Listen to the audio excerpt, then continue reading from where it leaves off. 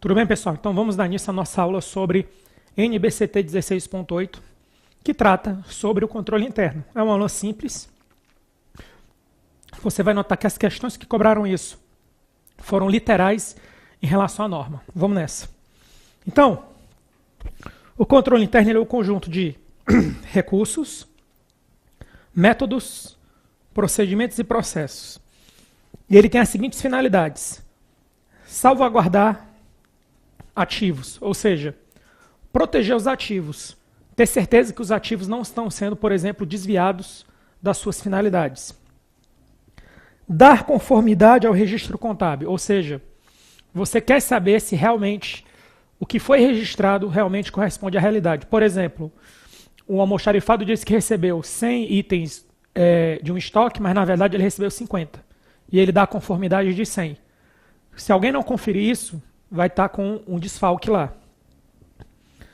Propiciar a obtenção de informação. Ou seja, a ciência contábil ela tem como objetivo fornecer informações ao usuário sobre algum item relevante. Estimular a adesão de normas. Aqui entra a questão do compliance.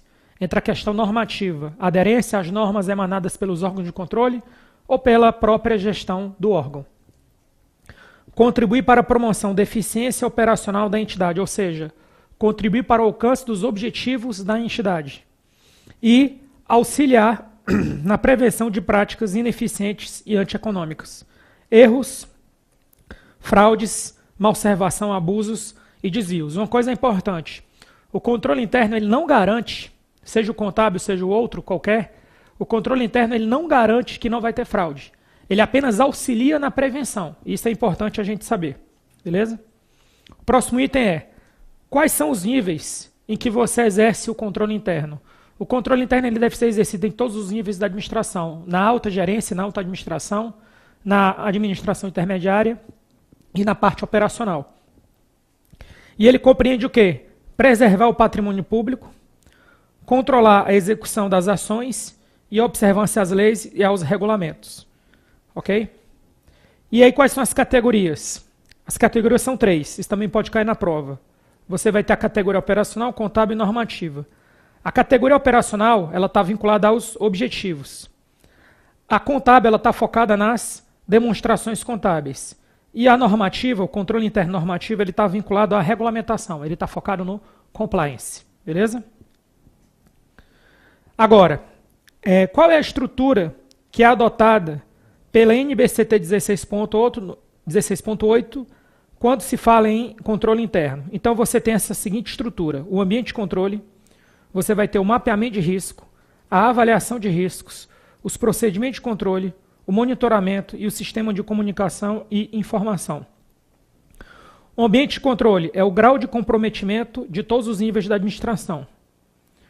Mapeamento de risco, identificação de eventos que possam afetar a qualidade da informação contábil. Quando a gente fala de risco fora da contabilidade pública, você vai ver que são eventos que podem afetar os objetivos. Aqui não, como o foco aqui é um enfoque contábil, aqui são riscos que podem afetar a qualidade da informação contábil. E aí, vamos para a avaliação de risco.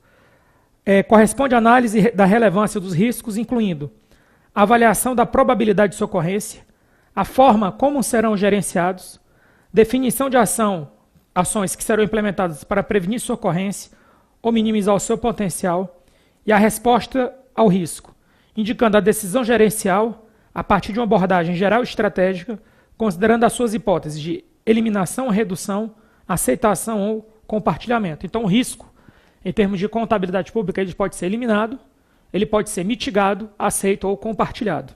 Tá bom? Procedimento de controle são as medidas e ações estabelecidas para prevenir, então pode ser de prevenção, ou detectar, ou pode ser de detecção. Então a gente tem 2 procedimentos de controle: os preventivos e os detectivos, certo? Os riscos inerentes ou potenciais à tempestividade, fidedignidade e precisão na informação contábil. E o que consiste o monitoramento? Compreende o acompanhamento dos pressupostos do controle interno, visando assegurar sua adequação aos objetivos, ao ambiente, aos recursos e aos riscos. E o sistema de informação e comunicação? Ele deve identificar, armazenar e comunicar toda informação relevante, na forma e no período determinados, a fim de permitir a realização dos procedimentos realizados e outras responsabilidades. Orientar a tomada de decisão, permitir o monitoramento e contribuir para a realização de todos os objetivos de controle interno. Beleza, pessoal? Pessoal, já vamos então, já vamos partir para as questões. Acabou, professor? Acabou, é só isso. Não tem nenhum detalhamento a mais sobre a questão de controle interno dentro da NBCT 16.8 que mereça ser explorado além do que a gente viu aqui. Então vamos resolver algumas questões simples aqui, mas é como as bancas até agora cobraram. Então vamos lá. Considere as assertivas. Aí ele pergunta, são finalidades apenas. Então vamos lá. Salvaguardar ativos, verdadeiro. Propiciar a obtenção de informação oportuna e adequada, verdadeiro. Contribuir para a promoção da eficiência operacional, verdadeiro. Promover a consolidação dos entes federados, não. Isso não é objetivo do controle interno, em termo contábil. Julgar a prestação de contas do presidente, não. Ou do chefe do executivo, não. Lembrando que esse item 4 e esse item 5, eles são atribuições do órgão, não, o item 4 ele é a atribuição do órgão central de contabilidade, e o item 5 é responsabilidade do legislativo. Então, errado, gabarito, letra B, apenas 1, 2 e 3 estão certos. Próximo. Para a preservação do patrimônio público, exige-se que o controle interno seja exercido em todos os níveis da entidade do setor público. Correto. É exatamente isso, todos os níveis. E, mais uma questãozinha, são finalidades do controle interno sobre o enfoque contábil. Proporcionar mecanismos de correção tempestiva de desvios e condutas. Pessoal, você vai ver que isso aqui não tem. Vamos olhar o resto. Contribuir com a eficiência operacional da entidade. Salvaguardar os ativos e assegurar a veracidade dos componentes. Verdadeiro. Auxiliar na prevenção de práticas ineficientes antieconômicas.